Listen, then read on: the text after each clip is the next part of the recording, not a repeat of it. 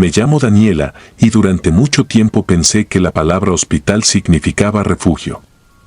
Eso creía hasta 2018, cuando me rompí la tibia en un choque simple, absurdo, de esos que pasan en un parpadeo. Iba en un taxi, llovía en Monterrey y el conductor se metió de golpe entre dos carriles. El impacto no fue brutal, pero mi pierna quedó como un mueble mal armado. Me llevaron a un hospital privado de los que brillan por fuera, con pasillos limpios, guardias en la entrada y un olor constante a desinfectante que se te queda pegado en la garganta. Los primeros días fueron tranquilos. Dolor, yeso, fisioterapia, visitas en horarios estrictos. A mí me calmaba la rutina, el cambio de turno, el sonido de las ruedas de metal, el bip de las máquinas, las cortinas que se cerraban con un golpe suave. Me hicieron análisis, radiografías, una tomografía para descartar cualquier cosa. Yo estaba bien de la cabeza, pero insistieron con esa mirada seria que usan para que uno no cuestione. Algo sí me inquietaba, la regla de no dejar a nadie quedarse por la noche. Ni acompañantes, ni sillas, ni solo un rato. Mi mamá se peleó con una recepcionista, luego con un guardia. Siempre terminaban con el mismo discurso, política del hospital. A mí me decían que era por seguridad. Eso era lo irónico. Yo estaba dentro de un lugar que se suponía seguro, y aún así, cada madrugada, cuando se apagaban muchas luces, sentía que algo se acomodaba alrededor de mi cama como si el edificio respirara. La segunda semana apareció un médico nuevo. No era mi traumatólogo habitual. Se presentó con una sonrisa medida y un gafete que brillaba demasiado, como recién impreso. Dijo que el doctor que me llevaba el caso tuvo un imprevisto, que él revisaría mis resultados y que, si todo salía bien, me darían de alta antes del fin de semana. Habló bonito con mi mamá, incluso le dijo que intentaría conseguir permiso para que alguien se quedara conmigo porque no es humano dejar a una paciente sola tantos días. Mi mamá se enterneció. Yo, en cambio, no supe por qué, me quedé viendo sus manos, uñas cortas, limpias, sin temblor. Demasiado pulcro, como si no tocara a personas sino a objetos. Esa noche me costó dormir. La lluvia seguía golpeando las ventanas. A las 11 y algo pasó una enfermera a revisar el suero. Me habló poco, casi nada, y cuando se fue, la puerta no quedó completamente cerrada. Yo oía a lo lejos risas apagadas, voces que se perdían y el zumbido del aire. La habitación olía raro, no a hospital, sino a plástico caliente. A las 12:17 entró el médico nuevo. No prendió la luz grande, solo la lámpara del escritorio, y eso le dejó la cara a medias. Dijo que había una complicación con mi tomografía, algo mínimo, un detalle que debían confirmar en otro edificio del mismo hospital, y que lo mejor era trasladarme de inmediato para aprovechar que el equipo estaba libre. Hablaba rápido, como si el tiempo se le estuviera escapando. Intenté tomar mi celular para llamar a mi mamá, pero él se adelantó, lo levantó de la mesa y lo guardó en una bolsa transparente, como las que usan para objetos personales. Me dijo que me lo entregarían en el otro piso, que eran protocolos. Quise discutir, pero el cuerpo se me sentía pesado, como si el colchón me chupaba. No era sueño, era una densidad rara, como cuando te bajan la presión. Miré la bolsa del suero y me pregunté si habían cambiado algo. Quitó el freno de la cama y me empujó hacia el pasillo. Lo primero que noté fue el silencio. No había enfermeras en el puesto, no había familiares, no había el típico murmullo nocturno. Solo el sonido de las ruedas y mi respiración más lenta de lo normal. Pasamos por un tramo donde las luces del techo parpadeaban y en una pared vi un letrero que no recordaba, área de archivo clínico con una flecha hacia un corredor estrecho. No fuimos hacia los elevadores principales. Tomamos uno pequeño, de servicio, al final del pasillo. El médico tecleó un código sin mirarme. El ascensor bajó, pero el indicador no marcó pisos, solo una línea que descendía. Sentí un frío súbito en los huesos. Al abrirse la puerta, el aire olía a humedad y metal viejo.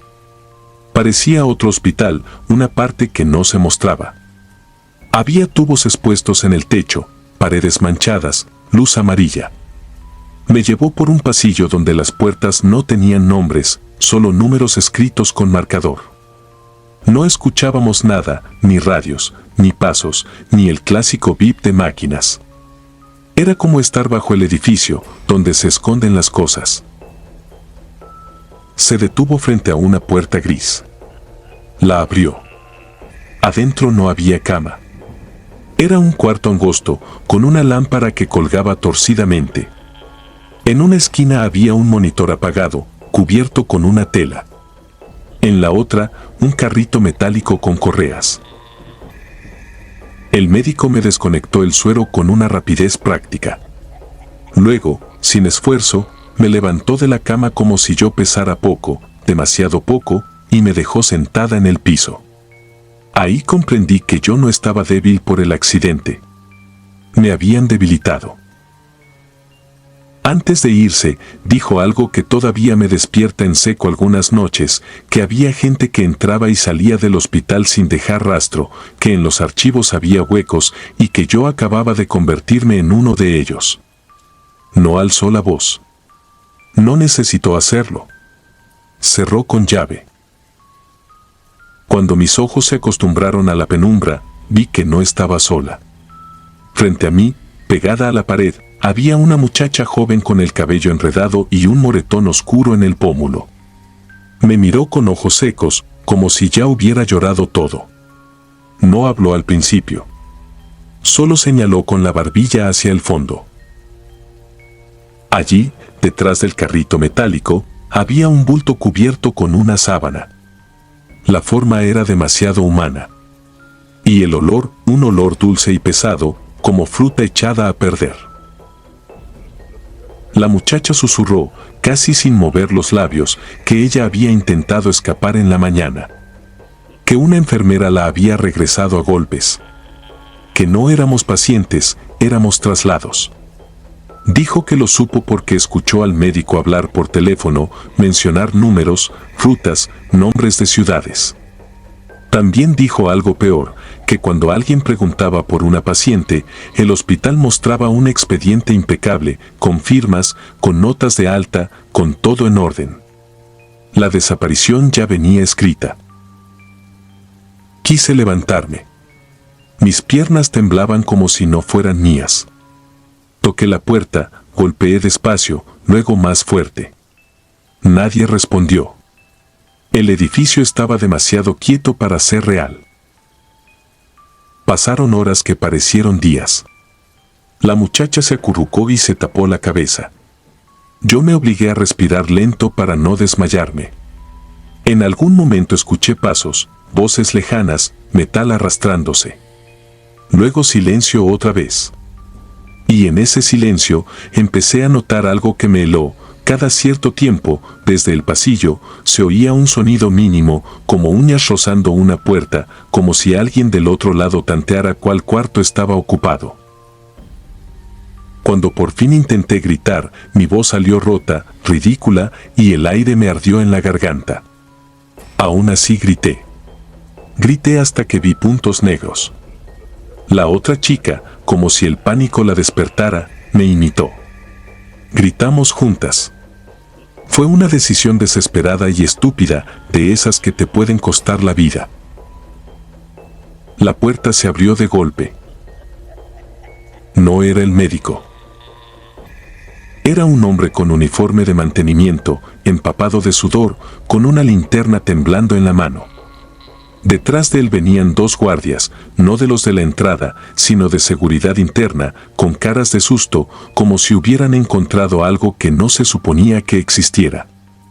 El de mantenimiento dijo que había oído golpes desde hace rato, que los ductos de ventilación llevaban el sonido hasta la bodega de herramientas.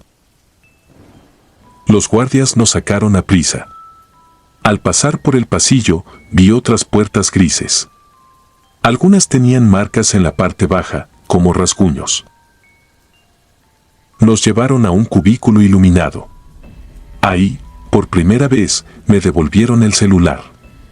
Estaba en la misma bolsa, pero tenía una notificación, 3 llamadas perdidas de mi mamá, hechas 20 minutos antes, como si arriba el tiempo corriera distinto, o como si me hubieran borrado de pronto y luego me hubieran vuelto a escribir. La policía llegó rápido, pero el hospital también se movió rápido. Vi al director con traje impecable, vi abogados, vi papeles. Nos hicieron preguntas y yo contesté todo, con la boca seca, temiendo que una palabra mal dicha me devolviera a ese sótano. Cuando quise señalar al médico, alguien dijo que no existía ningún doctor con ese nombre en el turno nocturno. Que mi traumatólogo seguía siendo el mismo. Que no había registro de un traslado. Que ese ascensor de servicio solo bajaba a estacionamiento. Los agentes bajaron al sótano. Volvieron pálidos, con el gesto de quien regresa de un lugar que no debería estar. Dijeron que encontraron el cuarto, sí, pero que la sábana del bulto estaba vacía. Que no había carrito con correas. Que donde yo juraba haber visto una puerta gris, había un muro recién pintado. Esa misma madrugada me dieron de alta, sin esperar estudios, sin explicaciones. Mi mamá lloraba de rabia en el coche. Yo no lloré. No podía. Solo miraba mis manos, todavía con el olor de la humedad pegado. Días después, un número desconocido me llamó. Contesté por impulso. Nadie habló. Solo escuché, muy cerca del micrófono, un sonido lento, como ruedas de cama moviéndose en un pasillo, y al fondo, algo parecido a uñas raspando metal. Colgué. Bloqueé el número. Cambié de teléfono. A veces pienso que lo peor no fue ese cuarto, ni la sábana, ni la idea de un sótano lleno de puertas sin nombre. Lo peor fue entender que un hospital puede ser una máscara perfecta y que la maldad más eficiente no necesita fantasmas. Solo necesita reglamentos, llaves y un expediente bien escrito para convertirte en alguien que nunca estuvo ahí.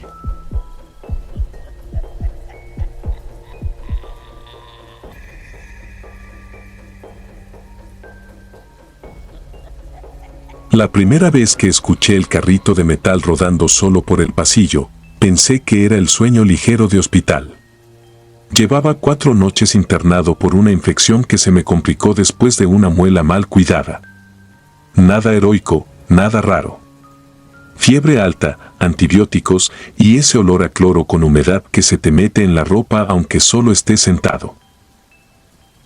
Era abril de 2018, en un hospital público de Aguascalientes, de esos que siempre están llenos. Me tocó cama junto a la ventana, cuarto compartido con 3 pacientes más, cortinas color crema que ya no tapaban nada, y un ventilador que sonaba como si tragara aire con dolor. De día todo era rutina, rondas médicas, sueros, quejas, el televisor bajito. De noche el edificio cambiaba. No porque aparecieran fantasmas a lo tonto, sino porque la noche en un hospital tiene su propia vida, pasos rápidos, puertas que no cierran bien, un monitor pitando en algún lugar, y el sonido de alguien llorando en un baño distante. El 5.º día me sentí mejor. La fiebre bajó y me autorizaron a caminar un poco, sin alejarse del piso, me dijeron. Lo hice por necesidad más que por ganas, la espalda ya me dolía de estar acostado. Salí después de las 11, cuando el pasillo se queda con esa luz blanca que no deja sombras completas. Al doblar hacia el área de cirugía vi a un camillero joven, flaco, con uniforme azul marino y ojeras profundas.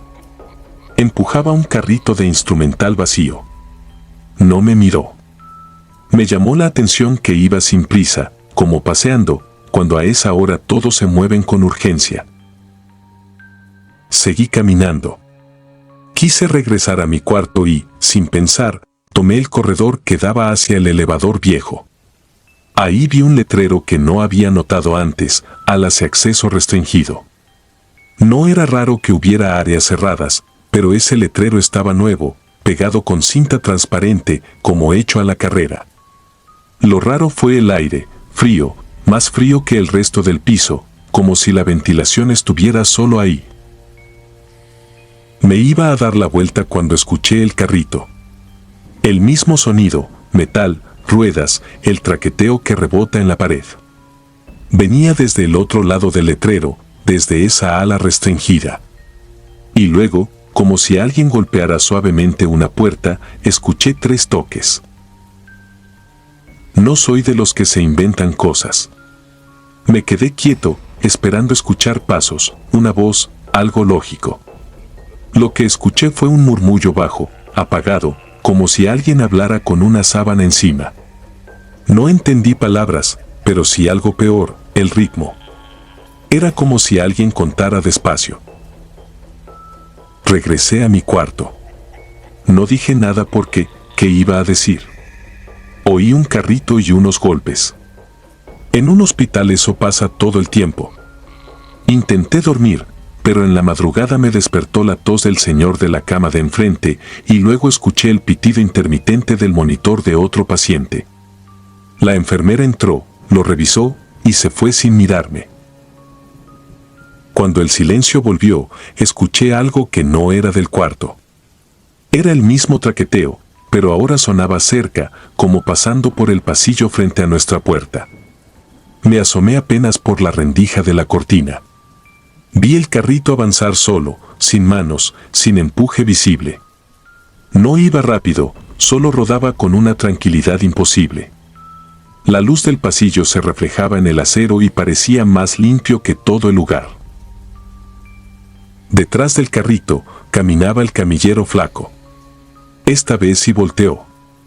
No a mí, sino hacia la pared, como si estuviera siguiendo algo que yo no podía ver. En su muñeca traía un gafete, pero el plástico estaba volteado. Solo alcancé a leer una palabra impresa en grande, temporal. En la mañana le pregunté a una enfermera mayor si habían cerrado un ala por remodelación. Me miró como si yo estuviera buscando problemas. No ande preguntando cosas, me dijo. Usted recupérese. Eso, en lugar de tranquilizarme, me dejó inquieto. Porque en un hospital, cuando algo es normal, la gente lo explica con naturalidad.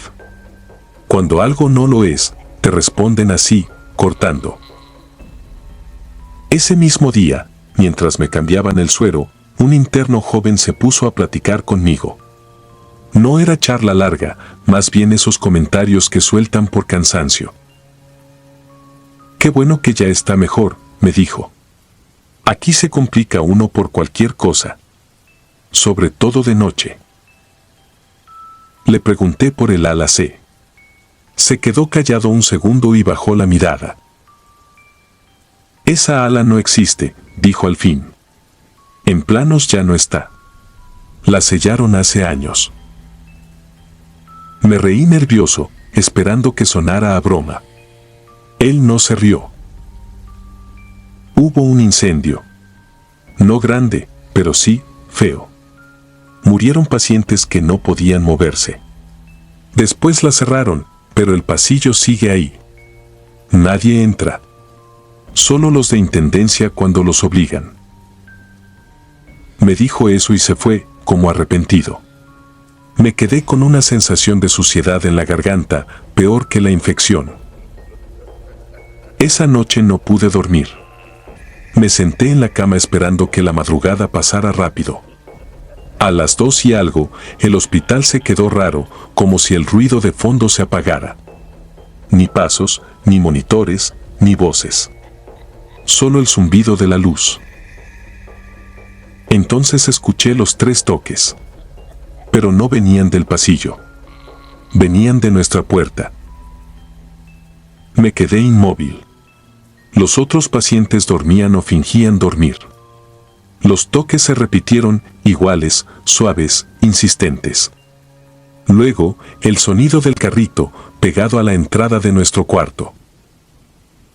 La puerta se abrió sin chirriar, aunque siempre chirriaba. Entró el camillero flaco empujando el carrito. Traía algo encima, tapado con una sábana. No un cuerpo completo, no. Era algo pequeño, largo, como un bulto mal acomodado. Se acercó a mi cama con una calma que me heló el pecho. No dijo nada. Solo levantó la sábana un poco, lo suficiente para que yo viera. No era un cuerpo. Era una carpeta de esas gruesas de hospital, con hojas y placas, manchada de humedad. En la portada, con letra negra, venía un nombre. Era el mío. Pero no era mi apellido completo, sino uno que casi nadie conoce, el segundo, el que no uso. Y abajo, una fecha, ingreso, 12 de abril de 2018. Correcto. Luego otra línea, defunción, 15 de abril de 2018.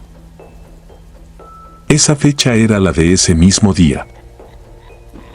Sentí que la lengua se me durmió. Quise hablar y no pude. El camillero puso la carpeta en mi mesa y, por primera vez, clavó los ojos en mí.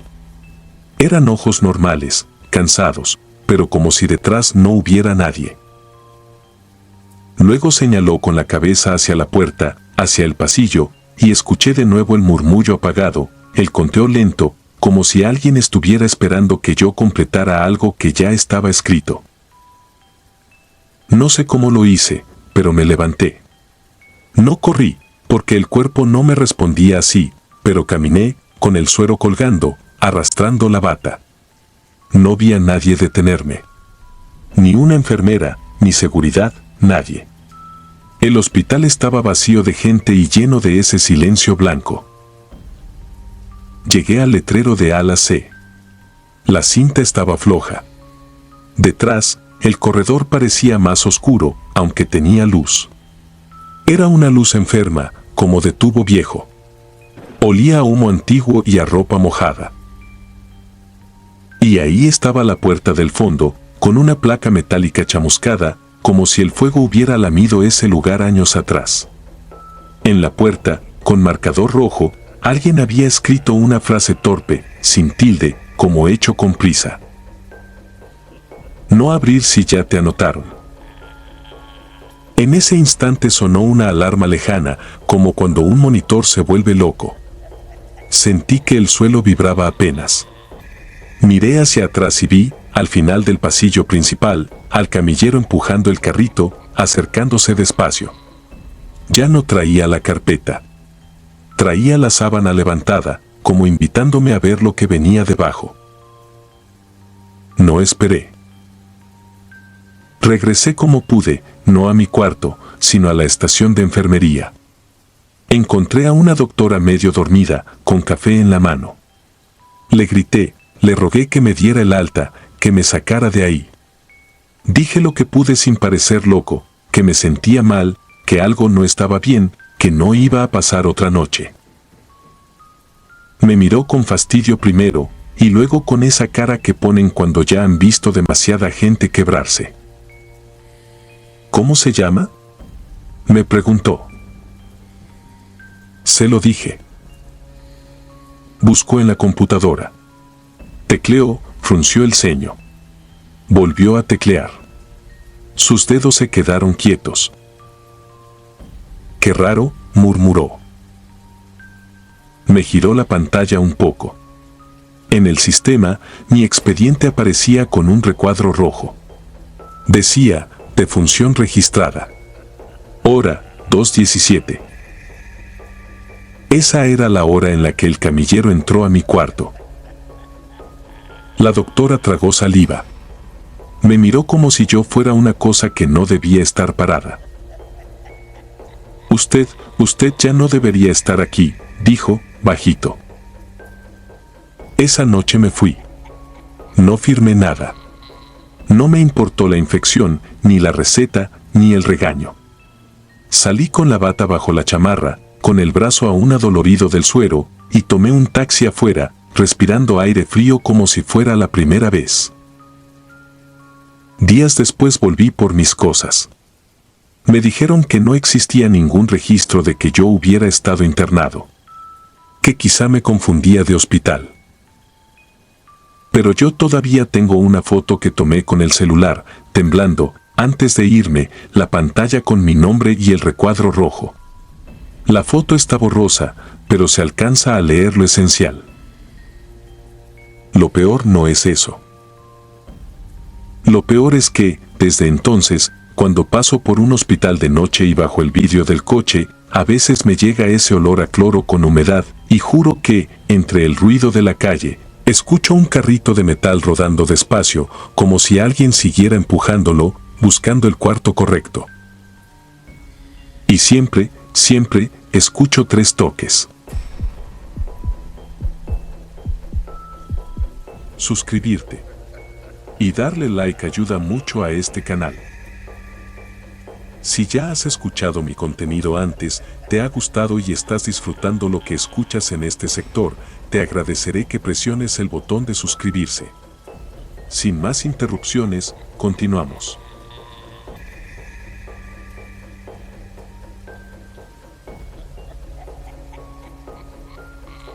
La primera vez que escuché la palabra secta pensé en lo típico: túnicas, velas negras, símbolos exagerados y gente con mirada vacía recitando cosas sin sentido. Me imaginaba un lugar apartado, no un hospital. Me equivoqué por completo. Esto ocurrió en 2017, en un hospital público al que me llevaban cada vez que mi cuerpo decidía fallarme. Padezco un trastorno neurológico que no perdona. Cuando me da, me caigo como si me apagaran de golpe, convulsiono y despierto con la lengua mordida, los músculos ardiendo y una vergüenza pegada a la piel como sudor frío. Ya me conocían en urgencias. A veces duraba internada una semana, a veces 2 noches bastaban. Lo odiaba, pero era mi rutina. Aquella vez, por falta de camas, me asignaron una habitación compartida. La otra paciente se llamaba Nadia, aunque su nombre no era lo más importante, lo importante era que estaba despierta cuando yo lo estaba. Tenía una enfermedad crónica que la dejaba agotada, pero su humor era terco, casi luminoso. Hablamos de cosas normales para no pensar en lo demás, que se siente perder el control del cuerpo, cuánto tarda el miedo en volverse costumbre, como la gente finge paciencia cuando está incómoda. En 2 días ya habíamos intercambiado números y planes, como si fuera posible prometer algo dentro de un hospital. Su mamá se quedaba con ella todo el día. Por la noche no se permitían acompañantes, eran reglas por seguridad.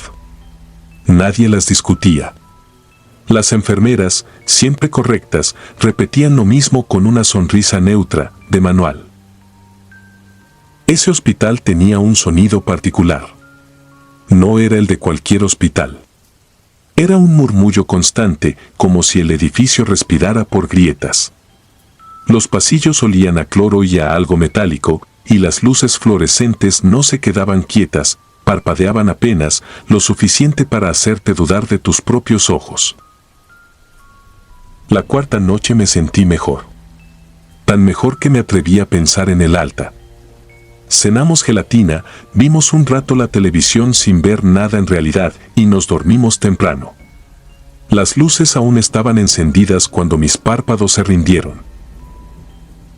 Yo me despierto con el mínimo ruido. Por eso, cuando la puerta se abrió cerca de la medianoche, volví a la conciencia como quien sale a la superficie con los pulmones en llamas. No me moví. Me quedé inmóvil, fingiendo sueño, con la respiración lenta, contando segundos. Entraron 7 enfermeras. No venían corriendo, no había alarma, no había prisa. Se movían como si ya hubieran ensayado esa coreografía. No hablaban fuerte. Suelas suaves, manos seguras. Se colocaron alrededor de la cama de Nadia, una a la cabecera, 2 a los lados, otras detrás como sombras organizadas.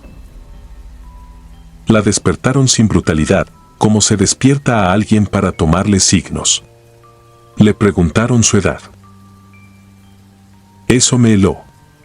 Tenían nuestros expedientes, nuestros brazaletes, nuestras hojas al pie de la cama. No era una pregunta médica, era una prueba.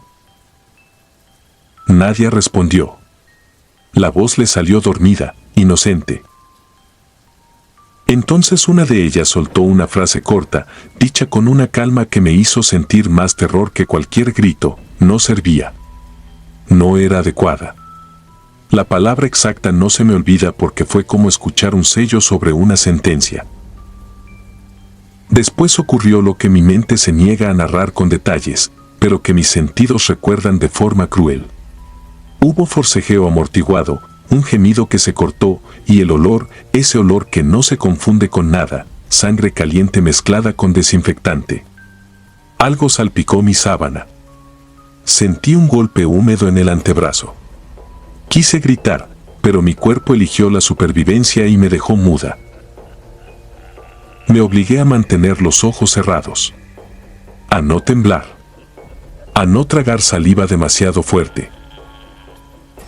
Pasaron pocos minutos y entraron dos mujeres con uniformes distintos, de limpieza, pero no eran las de siempre. Traían bolsas, paños, y una eficiencia que parecía profesional, demasiado profesional. Limpiaron con rapidez, con precisión. No hubo discusión, no hubo nervios. Como si borrar sangre fuera parte del turno. Las enfermeras se quedaron junto a mi cama. Yo seguía inmóvil, rezando de una manera desesperada, aunque no soy religiosa, solo porque necesitaba aferrarme a algo. Finalmente dijeron que era mejor irse. Salieron sin mirar atrás. Cuando la puerta se cerró, abrí los ojos con lentitud. El silencio era insoportable. Volteé hacia la cama de Nadia. Vi la forma de su cuerpo bajo las sábanas, demasiado quieta, demasiado pesada. Las telas estaban acomodadas con un cuidado obsceno, como si el orden pudiera fingir normalidad. Debajo, aún se marcaba una mancha oscura que intentaba expandirse. Me sentí mareada y pensé que me desmayaría, pero el miedo me sostuvo despierta. Minutos después entró otra enfermera, una distinta, y su grito reventó el pasillo. Llegó seguridad, llegaron médicos, llegaron voces atropelladas. A mí me sacaron de ahí como si fuera un estorbo. Me revisaron, me preguntaron si había visto algo, si estaba consciente, si había tenido una crisis. Yo solo asentía y negaba a la vez, sin poder elegir. Por mi condición, asumieron que yo no era fiable. Lo anotaron. Lo descartaron. Esa noche no quise dormir. Me quedé con los ojos abiertos hasta que amaneció, viendo cómo la luz azulada se arrastraba por la pared. La televisión repetía infomerciales sin volumen. Yo escuchaba pasos en el pasillo y cada paso era una amenaza. La segunda noche fue peor porque ya sabía lo que podía pasar. A medianoche la puerta se abrió sin prisa. Entraron las mismas. Las reconocí por algo mínimo. Una tenía el cabello recogido con un broche rojo, fuera de protocolo. Otra arrastraba apenas el pie izquierdo. Detalles absurdos que mi cerebro grabó como si fueran nombres. Se detuvieron frente a mí. Una de ellas dijo, casi con ternura, que no fingiera. Que sabían que estaba despierta desde la noche anterior. Que mi silencio no era obediencia, era instinto, y el instinto también se rompe. Me preguntaron mi edad. No respondí. Me temblaban los labios. Sentía la garganta cerrada, como si dentro tuviera algodón seco. Algo frío tocó mi cuello. Un filo, apenas. La presión fue suficiente para que entendiera el mensaje sin que lo dijeran. Dije mi edad. Entonces escuché otra frase que me atravesó. Esa era la edad que él prefería para la nueva. No dijeron quién. No lo necesitaban. Pronunciaron ese pronombre con un respeto antiguo, casi religioso. Me hablaron de un cuidado especial, de pertenecer, de agradecer estar viva. No lo dijeron con dramatismo, sino con una lógica torcida que sonaba ensayada. Una de ellas sacó de su bolsillo un listón blanco, limpio, y lo ató a mi muñeca como si fuera una pulsera de identificación. El nudo quedó demasiado firme. Después apagaron la luz. Y el hospital hizo algo que nunca había visto. Todas las lámparas del pasillo, al mismo tiempo, parpadearon como si alguien estuviera tocando el interruptor desde adentro del edificio. La ventana crujió. No se rompió, pero se escuchó como si el vidrio se hubiera cansado. No hubo pentagramas ni velas. No hubo espectáculo. Solo sus manos alrededor de mi cama y una presión invisible en el aire que me comprimió el pecho. Sentí que algo me observaba desde el techo, desde los ductos, desde el espacio entre las placas. Como una presencia enorme que no necesitaba mostrarse para mandar. Lo último que recuerdo es su voz, baja, ordenándome respirar despacio. Desperté de día, con el cuello adolorido donde había sentido el filo y con el listón aún en la muñeca. Al lado de mi cama había dos enfermeras distintas, amables, que me explicaron que había tenido una crisis nocturna y que me habían sedado. Me dijeron que me darían de alta pronto, que todo estaba controlado. Yo quería gritar que era mentira, que alguien había matado a Nadia, que esas enfermeras no eran enfermeras. Pero la palabra cuerda empezó a pesarme. Si hablaba, me convertiría en histérica, en confusa, en paciente con episodios. Me di cuenta de algo más. El listón blanco no era una amenaza visible para ellos. Era un símbolo para mí. Me dieron el alta 2 días después. Afuera, la luz del sol me pareció una ofensa. Sentí que la calle era demasiado abierta, demasiado libre, como si no mereciera existir. Una semana después recibí una llamada. Una voz formal me dijo que había un puesto disponible, que mi perfil era ideal, que el hospital ofrecía capacitación. Colgué, temblando. Esa misma noche, alguien tocó a mi puerta. No vi el rostro porque la persona se quedó en la sombra del pasillo del edificio. Solo extendió una mano y dejó un sobre sin remitente. Adentro venía una foto mía, tomada desde el interior de mi cuarto, mientras yo dormía. En la esquina inferior, apenas visible, estaba el listón blanco, atado a mi muñeca. Y una nota corta, escrita con tinta azul, con letra elegante. Los hospitales también tienen sótanos. Desde entonces, cada vez que siento el aura de una convulsión, no me preocupa caerme. Me preocupa despertar y escuchar otra vez la puerta abriéndose a medianoche, en un piso que no aparece en ningún plano del edificio.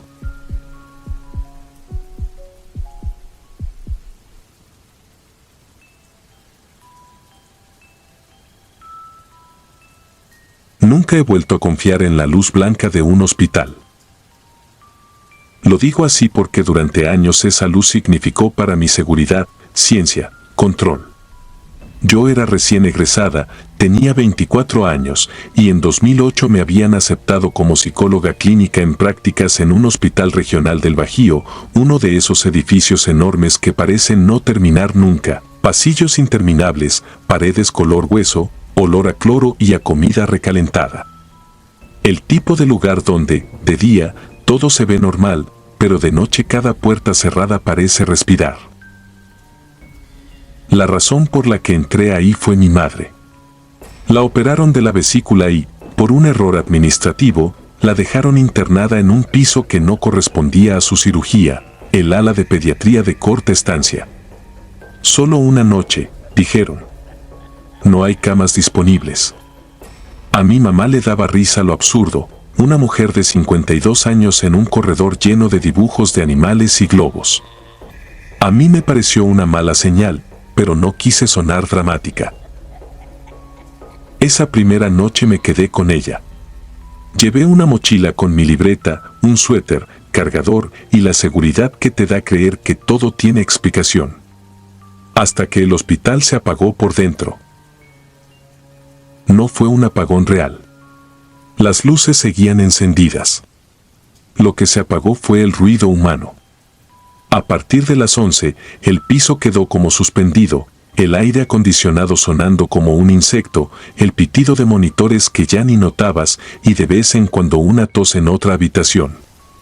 Las enfermeras caminaban suave, con esa prisa silenciosa de quien no quiere despertar a nadie.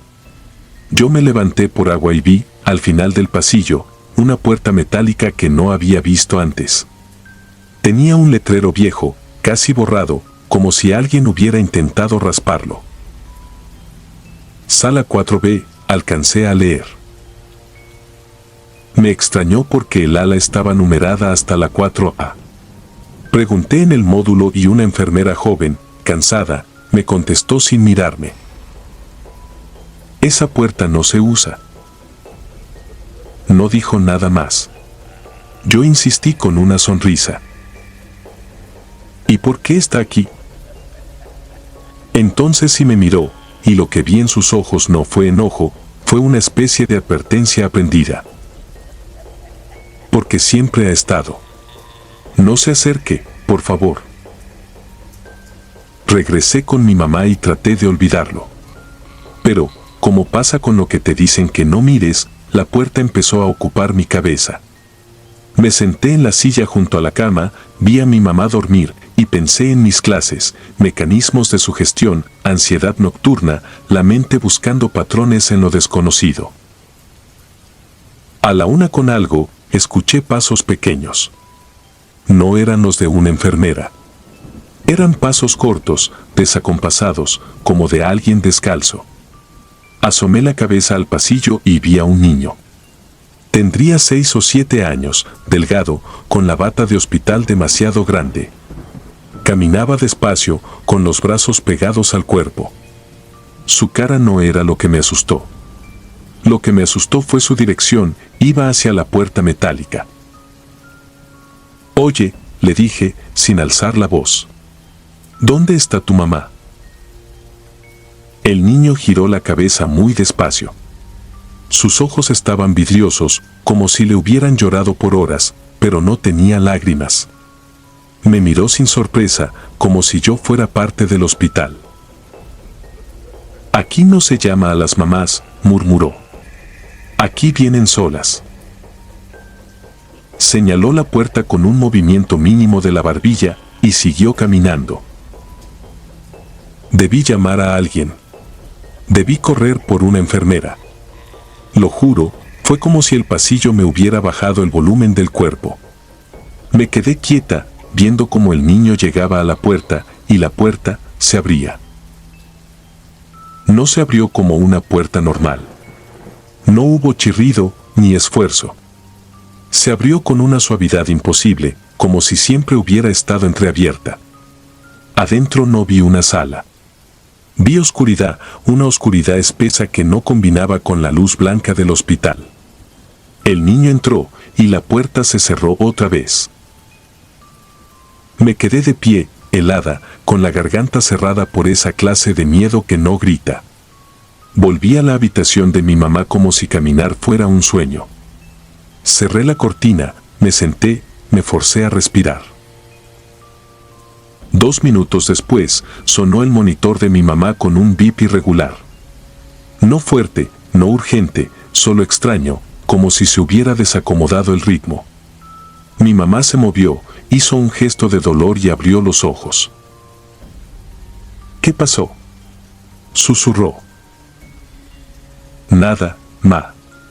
Todo bien, mentí, mientras miraba la pantalla. Entonces el bip cambió. Se volvió más rápido. Acelerado, nervioso, como si el cuerpo estuviera respondiendo a algo que yo no veía. Me levanté para ir al módulo, jalé la cortina y la puerta de la habitación no abrió.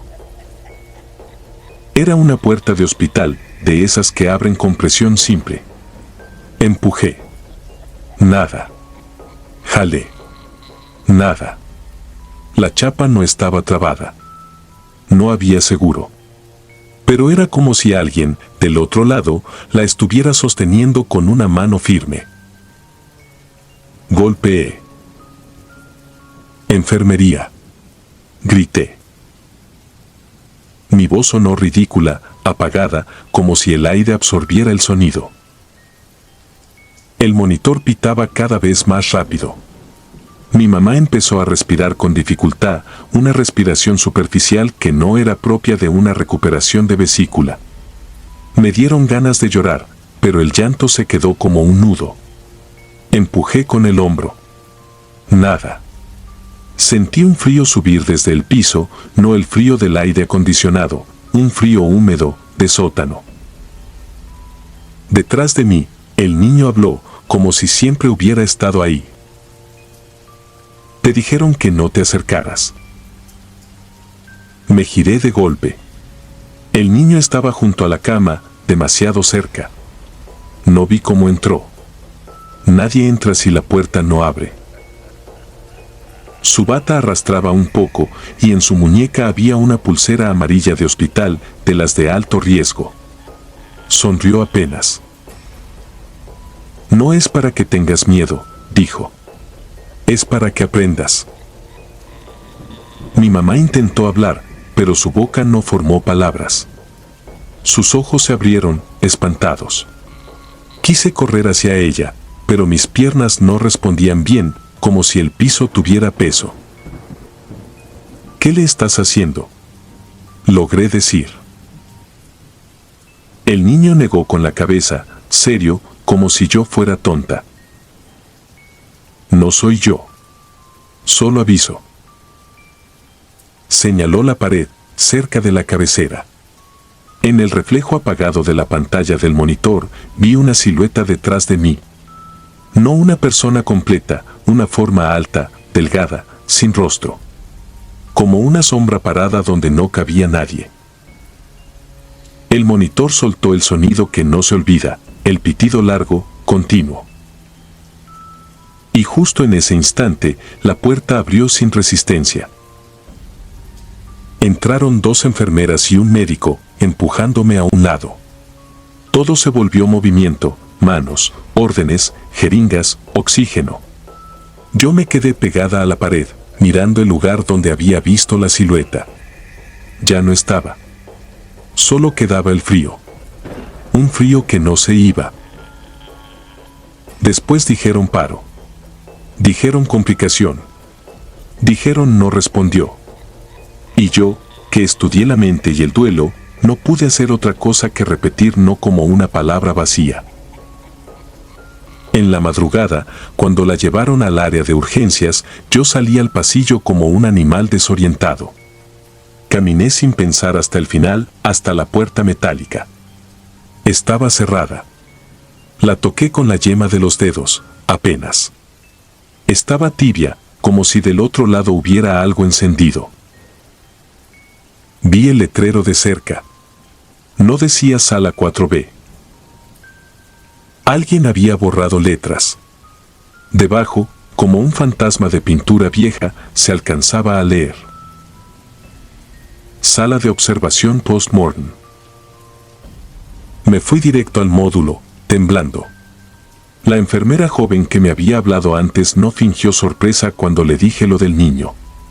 Bajó la mirada, como si ya hubiera escuchado esa descripción demasiadas veces. ¿Pulsera amarilla?, preguntó. Asentí. Ella tragó saliva. Ese niño murió aquí hace años, por un error. Se inclinó hacia mí. No fue la enfermedad. Fue que lo dejaron solo. Dicen que desde entonces se aparece cuando alguien va a quedarse de noche. ¿Y la puerta? Esa puerta no debería existir, susurró. Pero el hospital no la quita, porque cada vez que la sellan, alguien muere en la misma semana. Me quedé mirándola, esperando que dijera es un rumor. No lo dijo. Solo me pidió que firmara unos papeles, como si mi mundo pudiera ordenarse con tinta. Los días siguientes fueron peor que el funeral. El hospital insistió en que todo fue imprevisible. Pero a mi casa llegaron llamadas sin número. Voces que decían mi nombre completo. Voces que recitaban datos que no estaban en ningún documento público. Una noche, una voz de mujer me dijo, tranquila. Si sigues hablando de puertas, vamos a abrir una en tu casa. Dejé de hablar. Guardé mis notas. Guardé el informe médico. Guardé todo lo que era evidencia. Aprendí a tragarme el miedo. Pero lo que no he podido tragarme es esto, a veces sueño que vuelvo a ese pasillo y la puerta metálica está abierta. Desde adentro sale luz blanca, limpia, como de hospital recién lavado. Y el niño, con su pulsera amarilla, me mira con lástima. Aquí vienen solas, me repite. Y entonces, detrás de mí, escucho el pitido largo, como si el hospital siguiera marcando el final, aunque hayan pasado tantos años.